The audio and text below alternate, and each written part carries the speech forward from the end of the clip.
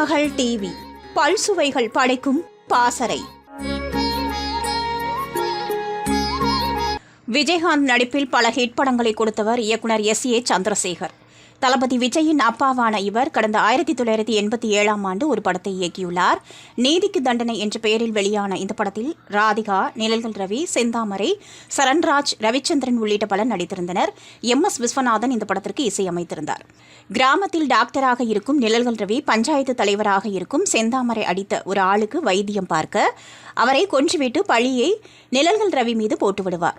இதனால் அவர் ஜெயிலுக்கு போய்விடும் நிலையில் இதற்கு நியாயம் கேட்டு ராதிகா குழந்தையுடன் போலீஸ் ஸ்டேஷன் போக அந்த போலீஸ் குழந்தையை கொன்று விடுவார். இறந்த குழந்தையை தூக்கி கொண்டு ராதிகா அமைச்சரிடம் செல்வார். அமைச்சர் சரண்ராஜ் நல்லவர் போல் நடித்து குழந்தையின் உடலை புதைத்துவிட்டு ராதிகாவை பலாத்காரம் செய்து விடுவார்.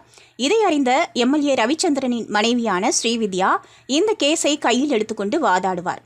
இதில் ராதிகா குழந்தையை கொன்றுவிட்டு விபச்சாரத்தில் ஈடுபட்டதாக முத்திரை குத்த அவரை சிறைக்கு அனுப்பிவிடுவார்கள். இதனால் அடுத்து என்ன நடக்கும் என்பதுதான் இந்த படத்தின் கதை. கலைஞரின் கதை வசனத்தில் வெளியான இந்த படம் MGR ஆட்சியில் இருக்கும்போது பெரும் சர்ச்சையை ஏற்படுத்தியது. இதனால் நமக்கு ஆபத்து வரும் என்று நம்பிய SAC திமுகவில் இணைய தயாரான போது MGRயிடமிருந்து அழைப்பு வருகிறது.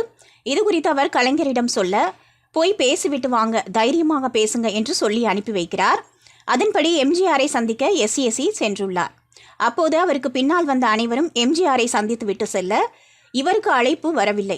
இதனால் பிரச்சனை பெரிதாகும் என்று நினைத்த SAC அடுத்து என்ன செய்யலாம் என்று யோசிக்க MGR அப்போது அவரை அழைத்துள்ளார்.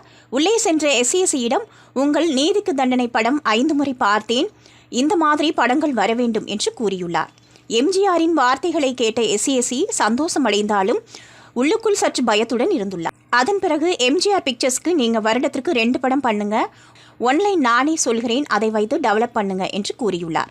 ஆனால் அதன் பிறகு MGR இறந்துவிட இந்த வாய்ப்பும் கை நழுவி போனது. திருமகள் டிவியை லைக் செய்து உங்கள் நண்பர்களுக்கும் ஷேர் செய்வதுடன் சப்ஸ்கிரைப் செய்து ஆதரவு தாருங்கள்.